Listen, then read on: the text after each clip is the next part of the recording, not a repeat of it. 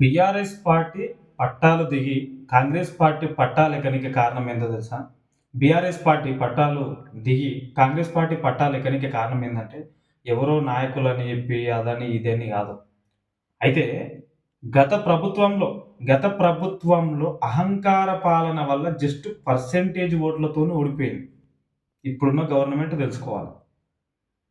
మన మాజీ ముఖ్యమంత్రి కేసీఆర్ పాలనలో అయితే వాళ్ళు వాళ్ళ కింద వాళ్ళు కాదు. వాళ్ళ కింద ఉన్న వాళ్ళ అహంకార పాలన వల్ల ఈ పార్టీకి ఎందుకు ఓట్లేయాలి మనం అనే ఒక అహంకార పాలన వల్ల బీఆర్ఎస్ గవర్నమెంట్ ఈరోజు ఓడిపోయింది.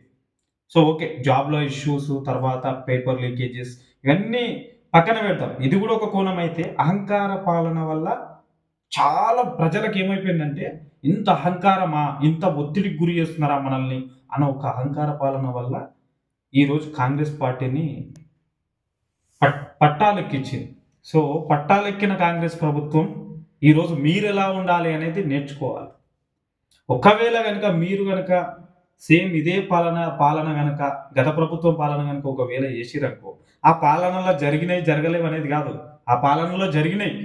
రైతులకు ఎంత న్యాయం జరగాలనో మించి జరిగింది న్యాయం అనేది. ఎందుకంటే ఒకప్పుడు 2, 3 గంటల కరెంటు చూసుకుంటే 24 గంటల కరెంటొచ్చింది. అది చాలు ఆ రైతులకి చాలా ఆనందం.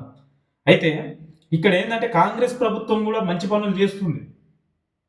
నెగటివిటీ స్ప్రెడ్ అయితుంది. దాంతో పాటు కొన్ని మంచి పనులు చేస్తుంది. కానీ ఒక్కవేళ గనక మీరు గూడా అహంకార పాలన గనక చేస్తే మాత్రం తెలంగాణ ప్రజలు మాత్రం 100కి 200% ఊరుకునే ఛాన్సులే లేవు.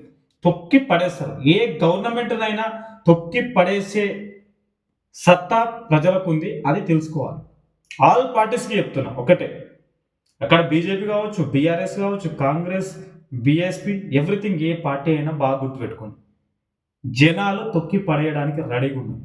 ఒకప్పుడు మీరేమన్నా తప్పులు చేసే సోషల్ మీడియా లేదు. కానీ ఇప్పుడు తప్పు చేసే సోషల్ మీడియా అనేది క్షణంలో, అరక్షణంలో మీ ముందుకు తీసుకొని వస్తుంది. అదొకటి గుర్తుపెట్టుకోండి. దృష్టి పెట్టి మీరు ప్రజలకు ఎంత న్యాయం చేయాలి, ఏం చేయాలి అనేది ఆలోచించుకోండి. All the best.